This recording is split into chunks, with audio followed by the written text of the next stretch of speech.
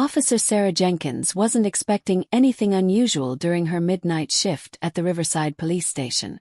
The small town rarely saw much action after dark, and she was catching up on paperwork when she heard the scratching at the station's front door.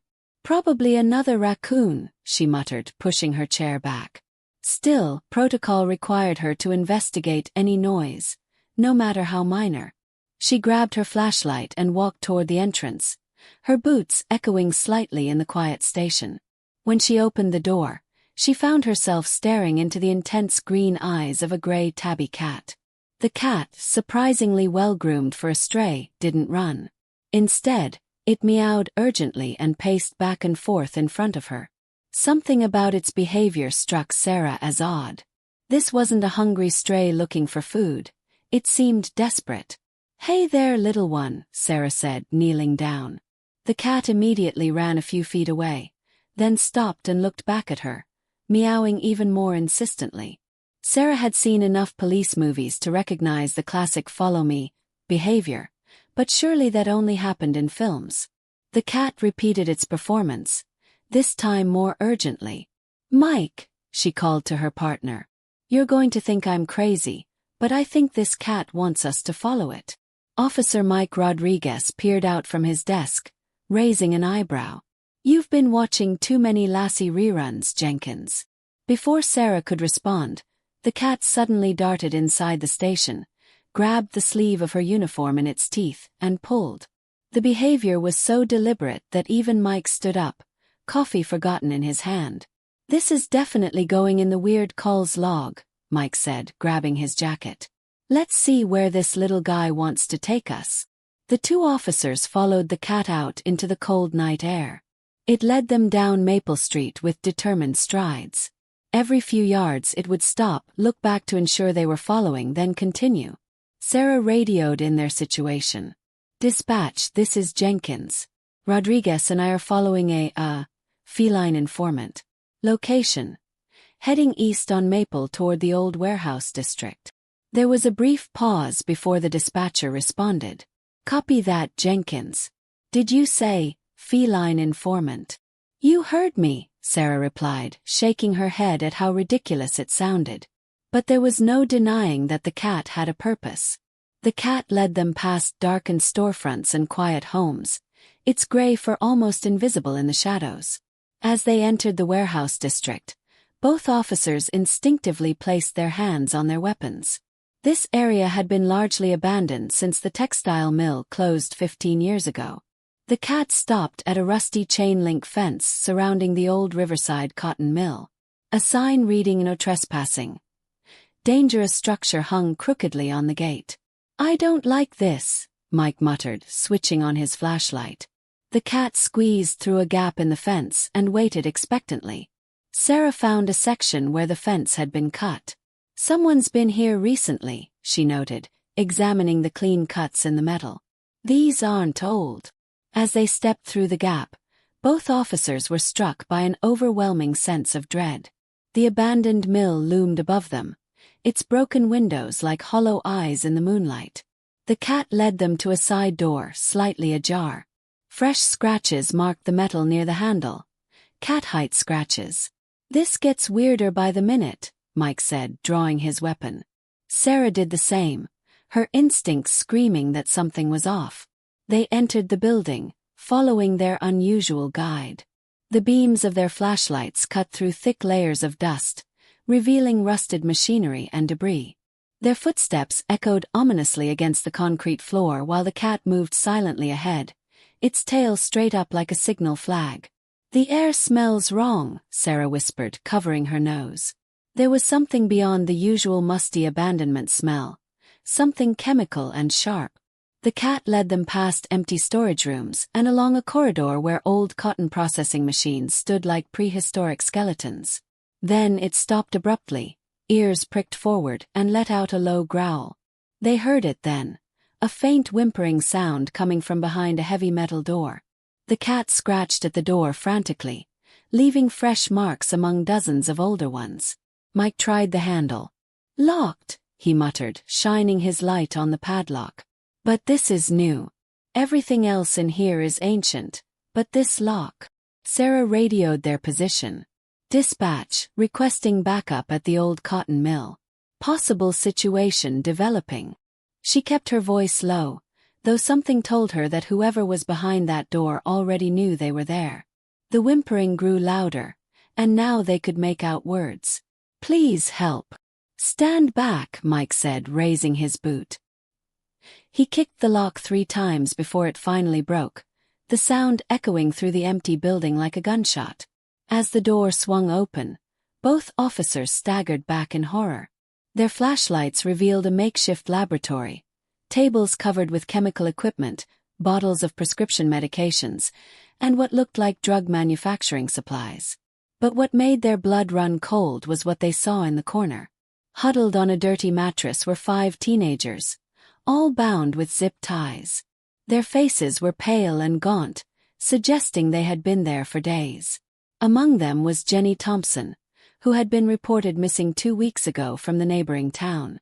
The gray tabby cat immediately ran to one of the girls, a thin blonde who looked no more than 15. The cat began rubbing against her, purring loudly.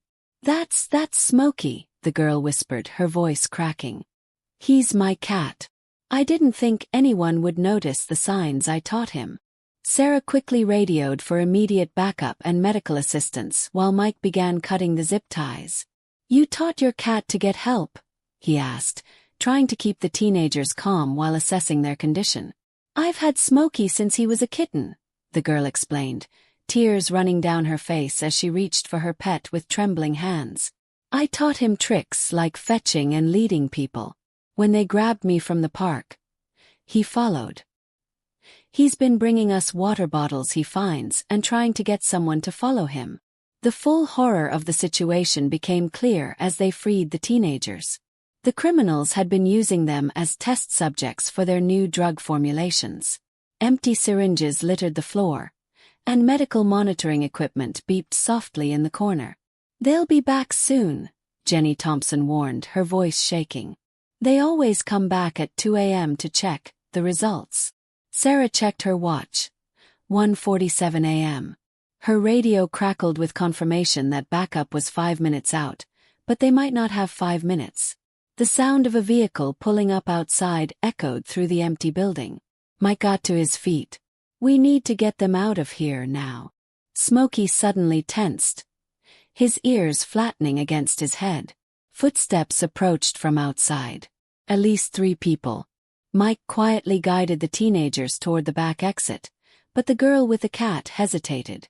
"Smokey, come," she whispered. The cat didn't move.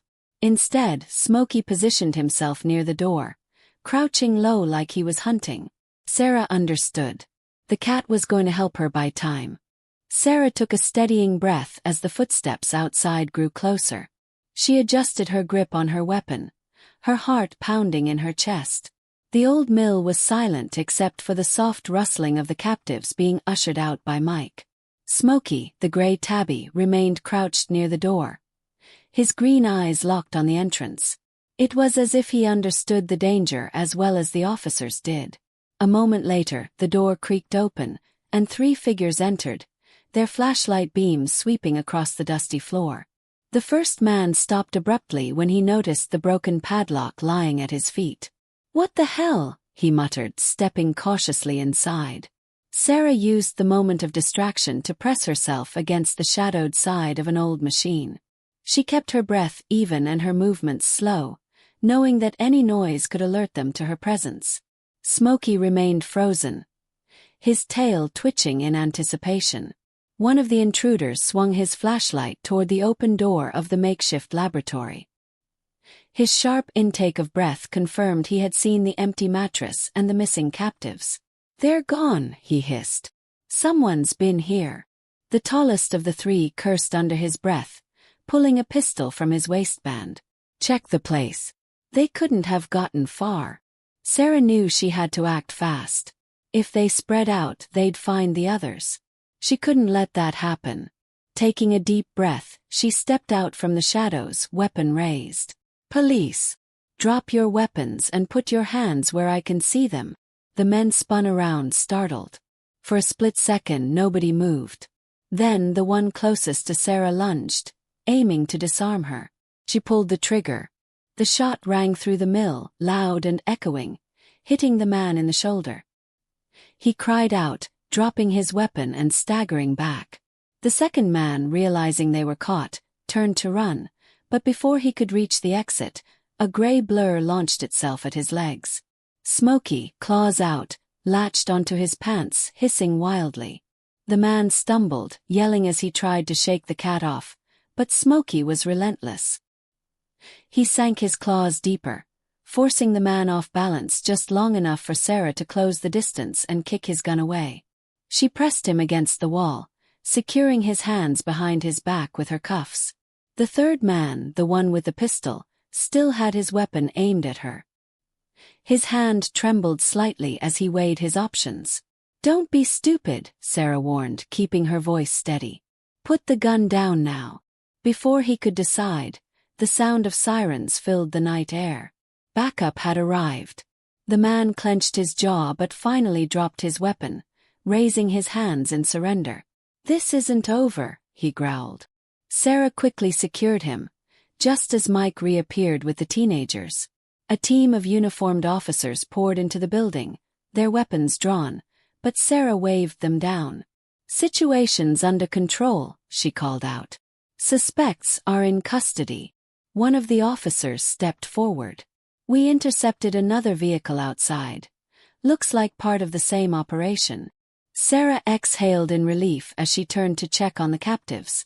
The teenagers looked exhausted but relieved, their faces lighting up as paramedics arrived to examine them.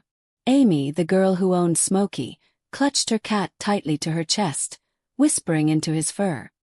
"He saved us," she murmured as tears rolled down her face. "He kept us alive until you came." Sarah knelt beside her, resting a reassuring hand on her shoulder. "You trained him well, Amy. He's a hero." Mike walked up, shaking his head in amazement. "Jenkins, I gotta say, I didn't expect to be taking orders from a cat tonight." Sarah chuckled. "Neither did I. But I'm glad we did." The investigation that followed uncovered a horrifying truth. The criminals had been part of a human trafficking and illegal drug experimentation ring. They had been using the abandoned mill to test synthetic drugs on kidnapped teenagers, monitoring their reactions before releasing the substances to the streets. The criminals had assumed no one would miss their victims, mostly runaway teens or kids from troubled homes. But they hadn't counted on a determined cat. Over the next few weeks, the story of the hero cat spread like wildfire. News crews swarmed the Riverside Police Department, eager to get footage of Smokey and the officers who had followed his lead.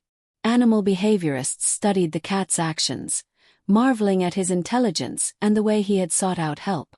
Experts called it one of the most remarkable examples of animal intuition ever recorded.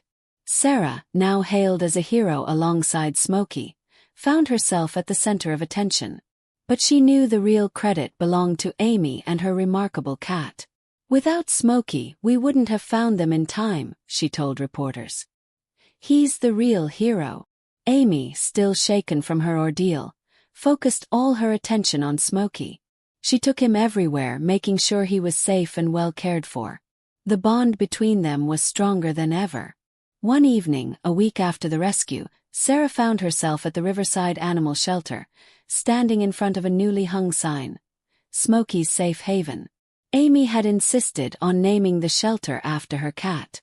With the help of local donations and support from national animal organizations, the facility had been expanded to provide training for rescue animals, specifically cats.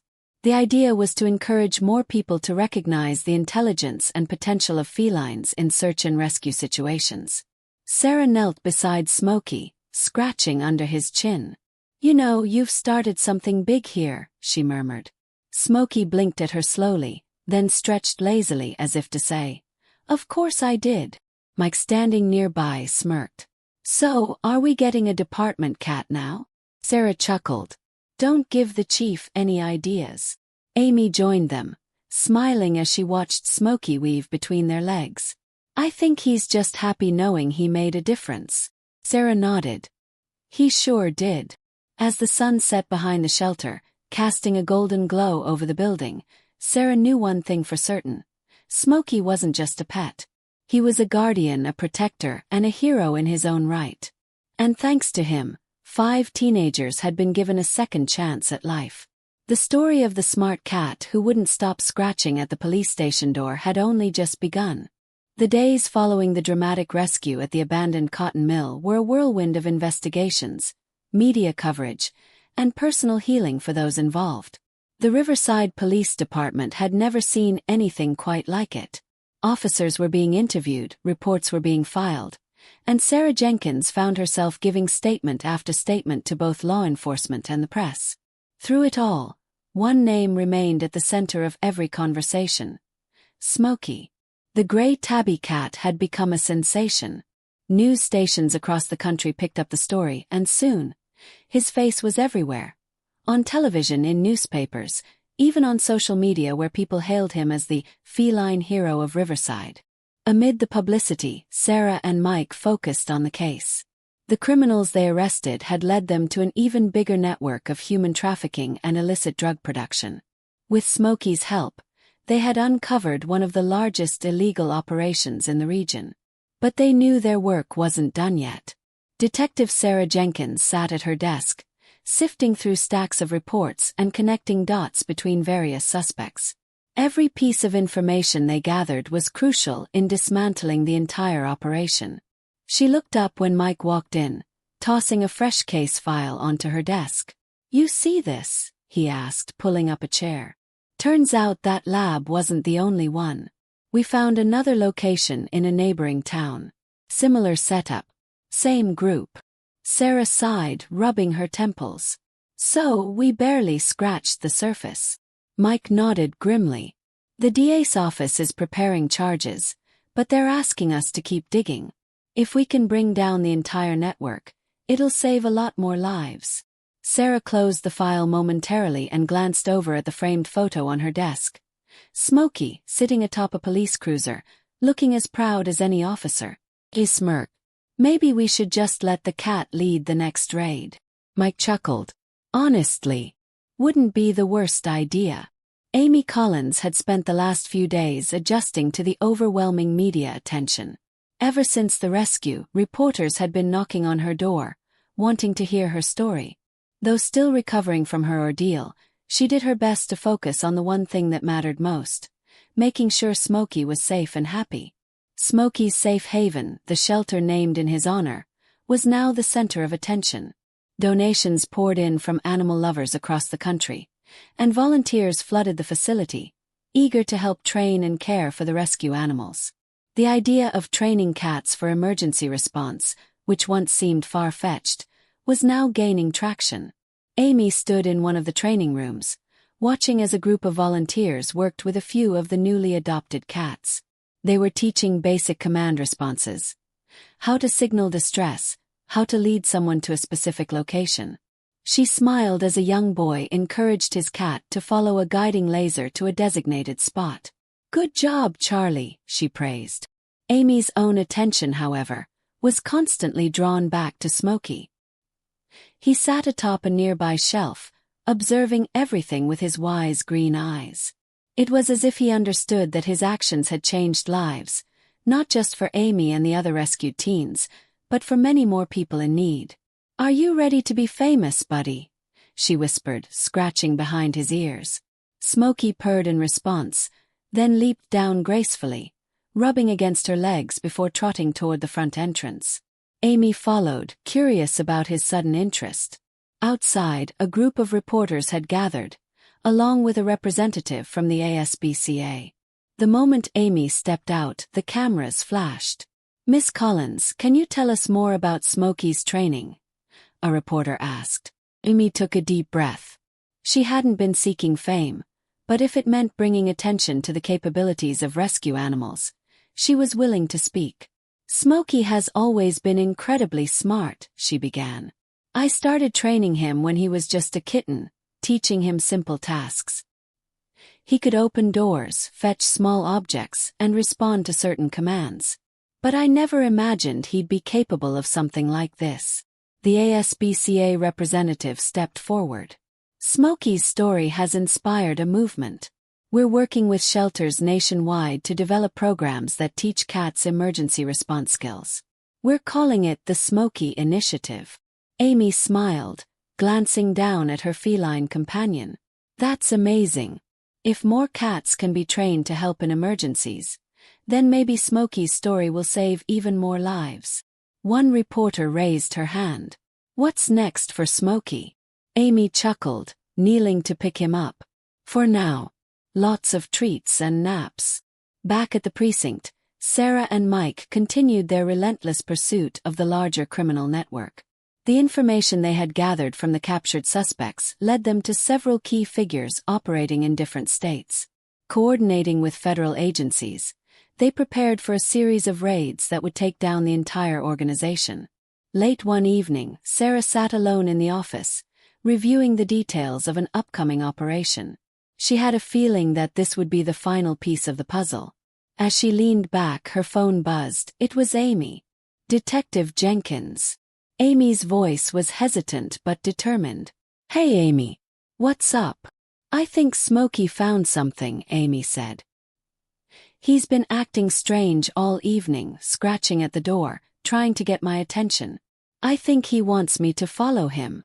Sarah's instincts flared. She had learned never to ignore that cat. Where is he leading you? I'm not sure, Amy admitted. But it's near the warehouse district. Sarah grabbed her keys. Stay where you are. I'm on my way. 15 minutes later, Sarah pulled up outside Smokey's safe haven. Amy was waiting with Smokey, who paced impatiently. He's never done this before, Amy said as Sarah stepped out of her car. Not like this. Sarah crouched down, meeting the cat's piercing gaze. All right, Smokey, she murmured. Show me. Without hesitation, Smokey took off down the sidewalk, tail held high. Mike arrived moments later, pulling up beside Sarah. You really think he's onto something? Sarah smirked. Would you bet against him? Mike exhaled, shaking his head. Not a chance. Together, with Amy close behind, they followed Smokey into the darkness, knowing that whatever he had found was important. Because if one thing was certain, it was that this cat wasn't just smart. He was on a mission. And when Smokey led, you followed. Smokey moved with purpose, weaving through the dimly lit streets with Sarah, Mike, and Amy close behind. The warehouse district had been largely abandoned for years, but the cat's insistence suggested there was something important hidden within its shadows. Sarah's instincts screamed that this was no coincidence. Smokey had led them to something significant once before, and she wasn't about to ignore him now. Mike kept his hand near his holster as they followed the cat through an alleyway.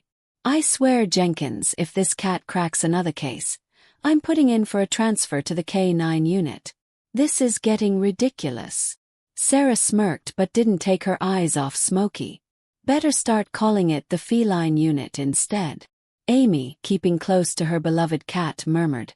I don't think he's just leading us randomly. He keeps looking back to make sure we're following. The trio halted when Smokey stopped in front of a rusted metal door on the side of an old warehouse. The cat scratched at it frantically, tail flicking with agitation. Sarah pressed her ear to the door, hearing faint shuffling sounds from within. Someone was inside. Mike pulled out his radio. Dispatch, this is Officer Rodriguez. We've got suspicious activity at 915 West Dock Street. Requesting backup. Copy that, officer. Units en route. Sarah tested the door handle. It was locked. Looking around, she found a side window slightly ajar. I'm going in, she whispered. Mike frowned but nodded. Be careful. Sarah climbed through the window, landing quietly inside. The air smelled of chemicals and decay. Her flashlight beam swept across the room, revealing tables covered in drug-making supplies, similar to the lab they had raided before. A makeshift sleeping area sat in the corner, along with a pile of discarded food wrappers. Then she heard it, a faint whimper. She turned toward a metal cage tucked against the wall. Inside, a young boy, no older than 12, huddled in the corner. His eyes were wide with fear. "Hey, it's okay," Sarah said softly, holstering her weapon and stepping forward. "I'm with the police. You're safe now." The boy didn't respond, only clutching a tattered blanket tighter around himself. From behind her, Sarah heard movement. She spun around just as a figure emerged from the shadows, swinging a metal pipe at her head. She barely dodged in time, stumbling backward as the pipe clanged against the concrete floor. Mike's voice boomed from outside. "Police! Put your weapon down." The attacker hesitated for a second before making a run for the back exit. Smokey, still outside, darted around the corner just as the suspect pushed through the door. The cat yowled and leaped onto the man's leg, sinking his claws deep. The suspect screamed, flailing, trying to shake Smokey off, giving Mike enough time to tackle him to the ground. Sarah rushed back to the cage, fumbling with the lock. "We're getting you out of here, buddy," she promised the boy. Moments later, backup officers stormed the building, securing the scene and taking the suspect into custody. The boy was rushed outside, wrapped in a blanket as paramedics checked him over. He was dehydrated and malnourished but otherwise unharmed. Amy scooped Smokey into her arms, kissing the top of his head. "You did it again, Smokey." The case unraveled quickly after that. The suspect arrested at the warehouse was a lower-level member of the trafficking ring, but he led police to 2 more hideouts. Over the following weeks, multiple arrests were made, and law enforcement dismantled the remaining branches of the criminal organization. Several missing children were found and reunited with their families, thanks to the information gathered from the operation. Smokey, of course, was hailed as a hero once again. The Riverside Police Department made him an honorary member, presenting him with a tiny badge that Amy pinned to his collar. The department's social media pages were flooded with praise for the cat who had done what no one else could, twice. Months later, Smokey's safe haven had expanded, thanks to the donations that had poured in from around the country. Amy had turned it into a full-fledged rescue and training center, where cats were taught special skills that could aid in emergency response situations. She worked closely with law enforcement agencies, training officers on how to recognize animal behavior that might indicate danger or distress. One afternoon, Sarah visited the shelter, watching as a group of volunteers trained a new batch of rescue cats. She leaned against the doorway, smiling as Smokey demonstrated a lead and guide command for a group of young trainees. Amy noticed her and walked over. "You thinking about adopting one?" Sarah laughed. "After everything Smokey's done, I'm not sure I could handle a cat that smart." Amy smirked. "They pick up on things faster than people realize. We're proving that every day here." Sarah crouched down, scratching Smokey under the chin. "He's more than a hero. He's a game changer." Amy nodded. "And thanks to him, people are finally seeing what cats are capable of." Years later, the impact of Smokey's actions continued to ripple outward. Police departments across the country had begun implementing what they called the Smokey Protocol, which encouraged officers to pay closer attention to unusual animal behavior during investigations. Several high-profile cases had been cracked because someone had followed a persistent cat or dog to an important clue. Amy, now a leading expert in animal behavior, ran 3 branches of Smokey's safe haven, helping both animals and people find new hope. She continued training cats for emergency response roles, proving time and time again that cats were just as capable as dogs in the right circumstances. As for Smokey, he enjoyed a long, happy life, beloved, celebrated, and never far from Amy's side. When he passed peacefully at the age of 15, the town held a memorial in his honor. The police department placed a bronze statue of him outside the precinct, his sleek form forever immortalized in a pose of vigilance, watching over the city he had helped save. At the base of the statue, a plaque read, *, some heroes have badges, some have capes, and some just have whiskers and an unshakable sense of justice, *. Amy, now standing with a new young gray tabby curled around her legs, looked up at the statue and smiled. "Thank you, Smokey," she whispered, "for everything."